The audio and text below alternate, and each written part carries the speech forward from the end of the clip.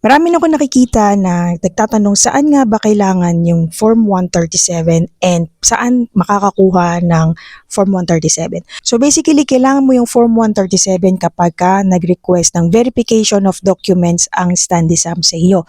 So meaning to say, kailangan mo i-submit ito kasama ng mga bunch of documents for the verification of documents or identity.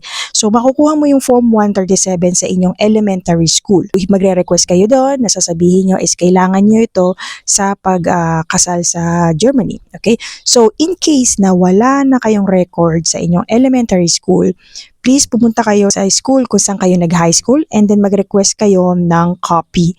Ngayon, kapag meron na kayo ng copy, kailangan nyo pumunta doon sa elementary school nyo for the certified true copy.